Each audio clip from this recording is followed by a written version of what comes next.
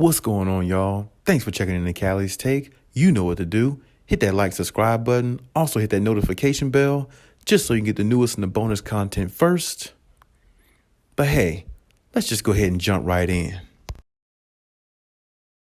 It looks like the Lakers took their foot off the gas in regards to Kyrie Irving. And I've been said before, that's probably the best thing for them, whether they know it or not, because Kyrie just really isn't the type of player that you really need to invest in long term or, be so aggressive about in getting on your team, knowing his situation or the situations that come with Kyrie, simply because of the type of guy that he is and the type of ways that he's shown these last few years in the league. It's really, blindsided some people and changed their opinions about Kyrie Irving, because when you look at his greatness as a player, you just expect him to be more involved in everything in regards to a team and wanting to win because of how great he is as a player and what he can bring, the dynamic he can bring to a team and elevate them, to higher heights because he has that type of talent. But when you look at his overall, it just makes you weary about even going after him because of all the comes with him, which is the reason why I think the Lakers stopped being aggressive,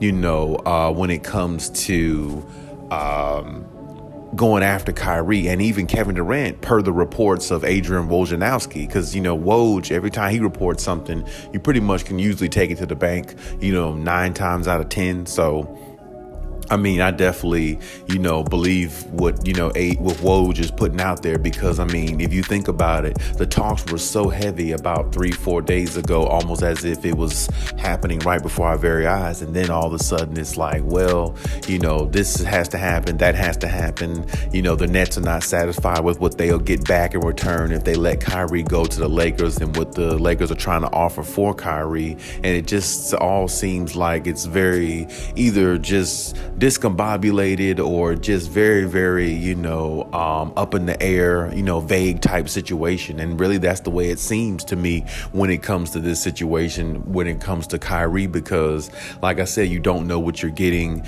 in Kyrie. And, the Lakers themselves, they have to kind of worry because last year was an utter failure for them. And if Kyrie comes there, he's a very, very liability. It's very possible that he can make the situation even worse than what it was last year, even though most people won't believe that, because with Kyrie being there, they'll at least make the playoffs and all those things. But if they happen to go out in the first round and hypothetically only win one game or get swept again, that would be an ultimate failure once again. But Kyrie would be a part of it. And you have to think about these things with Kyrie, because you don't know whether he's all in or not. And this is what I'm saying. When you play with people who are not all in, that means you don't build chemistry. When you're not building chemistry, you're definitely not going to win championships if you're not building the chemistry in the right way that you're supposed to. Now, I definitely believe that, Kyrie Irving is a top player in the league when healthy and everything. I just don't believe that the Lakers need him. I believe that really, hell, if you think about it, the Brooklyn Nets, if anything, why don't they just keep the same team that they have, with KD, Kyrie, and now Ben Simmons coming back healthy? You have a big three right there. I don't really understand what the whole rift is about everything. Because if you think about what comes with, the Lakers, it's championship or bust. There really isn't too much expectations at all with a team like Brooklyn. Especially now that they got swept, against the Boston Celtics. There really isn't. The expectation isn't as high as it was when they had James Harden and all that. So really, in my eyes, Kyrie could really just stay where he is, and so can Kevin Durant, because they got a good enough team where they are. So I don't really understand the whole rift about trading and all this other stuff. They should just band together the way they are and leave it the way it is. And I think the Lakers really pretty much should stay the way they are, because Russell Westbrook is still there. They tried to get rid of him this past season during All-Star break. Wasn't happening for John Wall. Now that John Wall is with the Clippers, that's definitely not going to happen now. And if you let go of Russ for a player like Kyrie Irving, you might be getting something worse than what you already have. Because Russ, his main problem is he doesn't fit with the Lakers and how they play, because he doesn't stretch the floor enough. But Kyrie, with him, he might fit with LeBron, but if him and LeBron have a falling out the way they did last time they played together as teammates, they did end up winning a championship, but there was a lot of rift between the two and dividing of locker rooms and all that other type of stuff, and it really just turned into a catastrophe. And luckily it came out with a championship because Ty Lue, I think the type of coach that he is, he pushes everybody to play on one accord, and he pushes everybody to, fight for one another on the court, and he doesn't really give a damn about anything else. He's all about trying to win, and whatever it takes to win is what we do, because he's been in championship locker rooms as a player and as a coach, and he's won in both situations. So with that being said, you got to understand, when you get somebody like Kyrie, the right type of coach has to coach him, the right type of players have to be bulletproof to some of the things that he says, and you gotta kind of take some of the things Kyrie says with a grain of salt and don't take it to the heart. Then that's just the type of guy that he comes off as, and the type of player that he is, which is the reason why he's rubbed locker rooms the wrong way everywhere he's been. I mean, Cleveland, Boston, now in Brooklyn. I mean, it's like, now if he goes to the Lakers, I mean, wow, he's probably gonna add more drama or more fuel to the fire than what they already had last year. And I just don't think the Lakers really need him. I think the Lakers might as well. I think the Lakers would be better off keeping Russell Westbrook than getting Kyrie Irving. And that says a lot coming from me, because I'm not a big Russell Westbrook fan.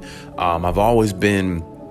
I've always liked his aggression, and always liked the way that he plays the game in regards to he never cheats you. He's always there. He gives you 110% every time he's out there on the floor.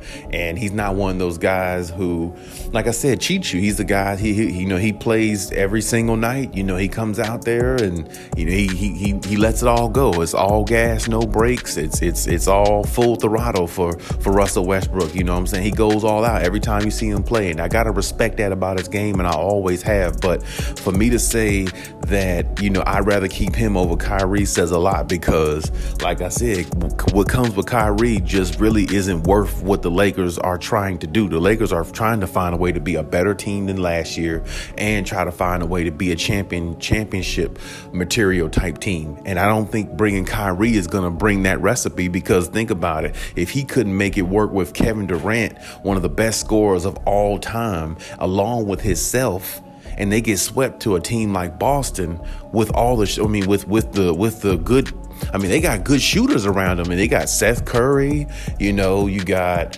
who else they got on they got Joe Harris, but of course, Joe Harris wasn't there. But even though Joe Harris wasn't there, they still had Patty Mills. Patty Mills is one of the deadliest 3-point shooters in the league, especially in the playoffs, because Patty Mills always plays better in the playoffs. He's from that Spurs, era. So anybody that plays with the Spurs or has been with the Spurs is going to give you high IQ basketball, and they're going to play basketball the right way to a very high level. Anybody who's played for the Spurs for X amount of years just knows how to play basketball. Their system there has always been good, and it's always valued, or should I say, it's always, been the better for their players. It's always helped their players develop their players into, better players they probably, wouldn't have been if they wouldn't have played for that team or wouldn't have played for Popovich. So, anybody that's come from there, you can always trust their IQ for basketball. It's always good. So, with that being said, like I said, the Nets had enough, but with Kyrie being the way he is and thinking all about himself and being conceited all to himself, it just makes it seem like, what good is having Kyrie around when he's just going to tear the operation down and do it his way and not even care that he did it and just go from team to team and not even really even care about what he's done as a result. So, I understand the Lakers, of course, if you got a chance to get somebody like Kyrie, you're definitely going to take that opportunity just because of how big of a name he is and how talented he is. And all those things. And on top of that, honestly, he would fit with the Lakers probably a little bit better, only because LeBron is still on there, of course, because LeBron fits better with Kyrie, because Kyrie is a shooter. Kyrie can shoot the ball. He can really stretch the floor. Whereas, Russell Westbrook can't do that because he can't shoot. So it makes him very, non-valuable to LeBron 90% of the time on the floor. because Russ can't stretch the floor. It makes him not as valuable to LeBron, and LeBron is still the best player on there. So if the best player on there looks at you as not valuable at times during the game, especially big moments during the game, it really hurts. But I personally think they'd be better off with Russell Westbrook, just for the standpoint of less confusion, less drama, and, more just going out there being available. And like I said, that's one thing he has over Kyrie every time, because he's definitely more available. He's definitely all about giving his all every time he's on the floor. He doesn't really like missing games. He likes being there for his teammates, even though he's not the best, player, best teammates, or the best player on the team, but he still likes being there, and he still holds himself accountable for being there almost every single night. Because like I said, I think he only missed like 1 or 2 games last season. And Kyrie, you get him, he's liable to miss 30 games or more. You know what I'm saying? You never know with Kyrie. You never know whether he's going to go on a hiatus and just leave for a couple weeks and don't tell anybody and come back and tell us what he discovered and all this other crap. You don't know what you're getting with Kyrie. And this is why I said, Lakers fans, if you're being smart about this, honestly, of course, if there's a way for the Lakers to get Kyrie Irving, don't have to do much to get him, of course they're going to take that deal, because it's Kyrie Irving. I mean, not many teams would, push that to the side and don't take upon the opportunity if it comes. I respect that. But at the same time, you got to look at it like this too. Is he really worth it? And can he really elevate the Lakers to a championship if he comes there? You see what I'm saying? You got to ask yourself that, even with Kevin Durant, because, you got to look at Kevin Durant's situation. Now they were talking about reports a couple days ago about both of them, coming to the Lakers or coming in a package deal or something like that. But the Lakers would have to give up probably so much of everything else that they have or that they're looking to acquire or future assets just to get those 2 players. It still might be a bust. And because think about it like this: we've seen a lot of big 3 teams formulate in the first 1 or 2 seasons, they fail. It takes 2 or 3 seasons sometime for a big 3 team to really gel, because what people don't realize, you can't win off of talent all the time. A lot of times you got to win off 99% of the time. You got to win off chemistry. Unless, unless you got like a big 4 on there or something like that, maybe then you could take it into the first season and win off of your talent, because of all the talent that you have. Like the Boston Celtics back in the day, they had, Kevin Garnett, Paul Pierce, and Ray Allen, but they also had Rajon Rondo, which made them a big 4 instead of a big 3. They were just looked at as a big 3 because, those 3 were definitely Hall of Famers at that time. Even though they were on their way out of the league, they were Hall of Fame. Their career was already made. Rondo was just starting, but he still was a really good point guard in the midst of all that, and he really helped carry that team because he was the point guard they needed to get them on the spots they needed to be, as effective as they were, because point guards are just that valuable. They're like the quarterback of a team. They can put everybody in place to succeed, and if they can do that, it allows their game to flourish in the same aspect. So, it was like a big 4 that they had. So unless you got something like that, maybe, of course, maybe you can win a championship maybe the first season, but a lot of big 3 teams, but a lot of big super teams, unlike the Boston Celtics, they didn't win their first season. Miami Heat was one of them. So, it's no guarantee